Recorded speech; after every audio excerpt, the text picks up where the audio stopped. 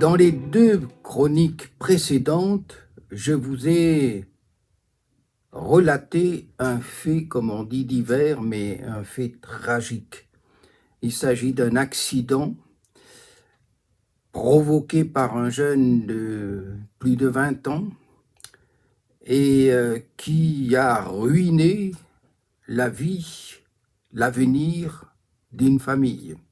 Mais ce jeune homme, parce qu'il avait trop bu, et c'est pour cela qu'il avait causé cet accident, était peiné, était affligé et ne savait quoi faire pour réparer l'irréparable, puisque un des enfants d'une dizaine d'années va succomber suite à cet accident et un autre de plus de 6 mois va tout simplement être handicapé à vie.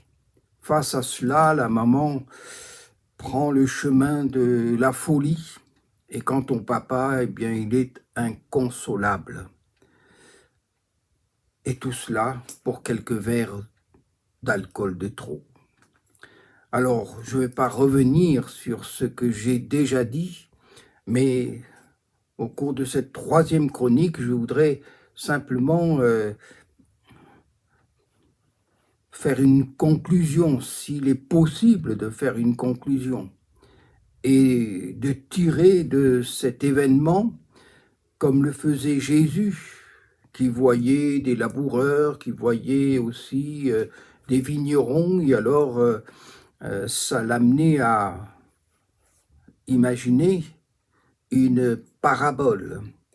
Et là, aujourd'hui, je voudrais tout simplement terminer par une sorte de leçon, si l'on peut dire, spirituelle de cette situation que nous croisons tous les jours, que nous entendons à la radio, à la télévision, que nous lisons dans les journaux. Et qu'est-ce qu'il faut en retenir?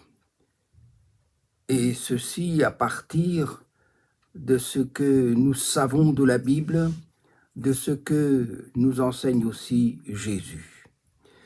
Alors la première chose, c'est que vous avez pu noter qu'il y avait un problème. Et le problème, et le grand problème, c'est que la situation de cet accident a plongé une famille et même l'auteur de cet accident dans l'irréparable. De constater, et les juges et même le procureur, le constatent. Vous n'allez pas être satisfait. La sentence ne va pas vous convenir parce que c'est difficile. Il se montre humain et c'est extraordinaire parce qu'on voit toujours la justice comme, je dirais, un monument de marbre inflexible. Mais non, ceux qui la rendent sont aussi des hommes qui savent combien il est difficile de juger et de juger leurs contemporains. L'irréparable. C'est irréparable. Ce qui a été fait, ou les conséquences de cet accident sont irréparables. L'enfant qui est mort ne reviendra pas à la vie. Celui qui est handicapé, on pourra l'aider à vivre, mais le père, la mère qui sombre dans la folie, le père qui est pris dans la tourmente du chagrin, c'est irréparable. Et puis celui qui a commis cet accident, qui est là, et qui dit j'aurais pas dû boire, j'aurais pas dû boire, j'aurais pas dû y aller, j'aurais pas dû, c'est terrible. Eh bien, cette situation nous amène à cette constatation, c'est que nous réfléchissons là, à cette tragédie, à ce drame, que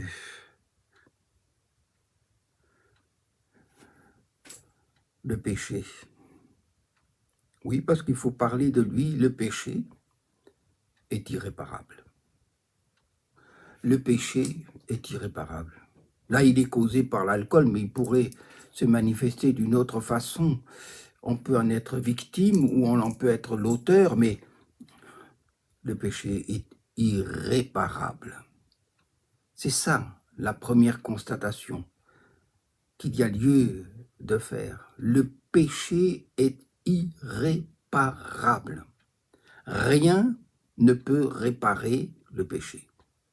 C'est un constat qui est difficile, mais c'est seulement celui-là qui peut nous aider de constater que rien ne pourra régler le péché. Alors, dans l'Ancien Testament, les Juifs, parce que Dieu leur avait demandé,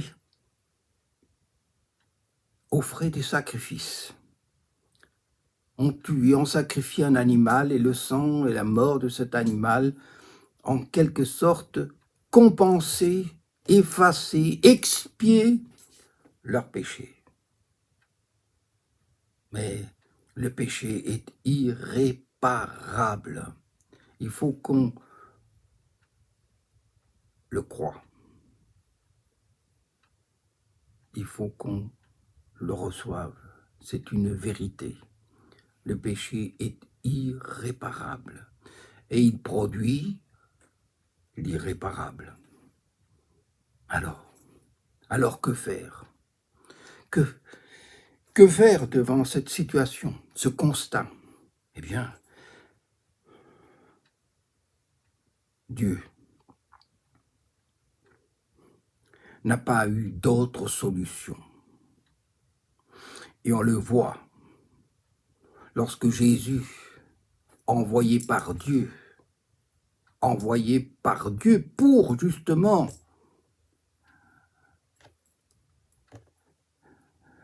renverser la situation, pour tout simplement effacer l'irréparable. Il est venu pour cela. Il est venu, comme il dit, car le Fils de l'homme est venu chercher et sauver ce qui était perdu. On pourrait dire ce qui était irréparablement perdu. Ce que Dieu lui a demandé, ce que son Père lui a demandé, c'est de mourir sur la croix.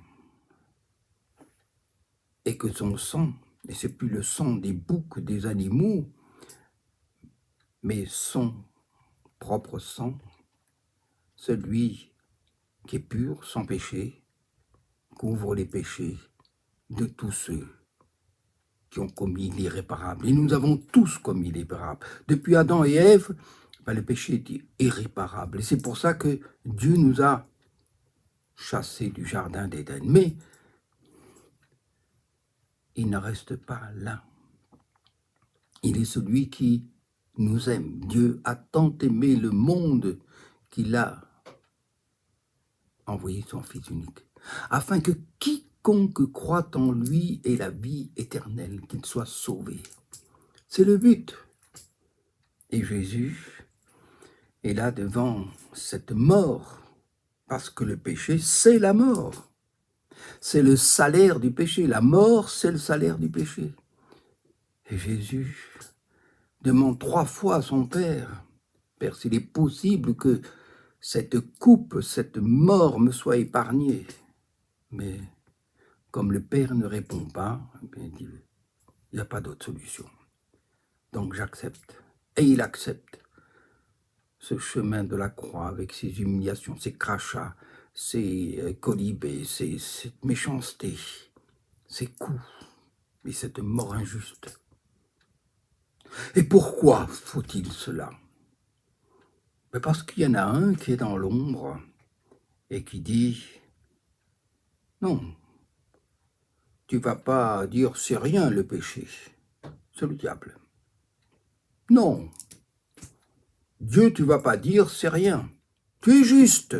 Donc comme tu es juste, tu dois exercer la justice et tu dois mettre à mort ces hommes, ces femmes, eh bien, qui ont péché. » Et c'est là que Jésus, ou plutôt que Dieu, montre sa seule solution. Et sa seule solution, c'est quoi? C'est que son Fils efface par sa mort nos péchés. Il satisfait ainsi à la justice de Dieu. Mais on s'aperçoit que dans cette mort-là, il y a le pardon. Et le pardon est plus, c'est l'arme qui est au-dessus de la justice, celle que le diable ne peut pas parer et par laquelle il ne peut pas nous poursuivre. Dieu est celui qui nous fait grâce. Et c'est ce qui manquait dans ce tribunal. Mais dans un tribunal humain, on ne peut pas trouver la grâce. Mais c'est pour nous parler que j'ai pris cette situation, cette réalité, pour dire, le péché est irréparable. Nous sommes tous pécheurs, nous avons tous péché, petit ou grand péché. Nous sommes, à cause du péché, condamnés à la mort. Et la mort est irréparable. Mais Jésus est celui qui est venu pour nous dire, il y a une sortie, si vous croyez.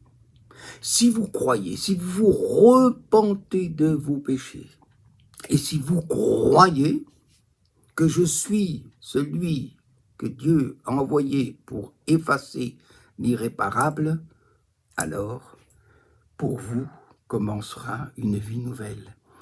Et ce qui se passera, c'est que je viendrai en vous par le Saint-Esprit et que je vous conduirai, je vous dirigerai, je vous donnerai une vie nouvelle.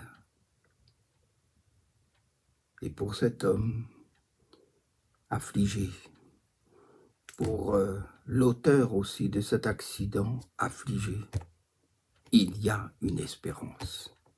Pas seulement dans l'au-delà, mais aussi sur cette terre. Et il y a une espérance aussi pour chacun d'entre vous. Le péché est irréparable, mais Dieu y a mis fin par le sacrifice de son Fils.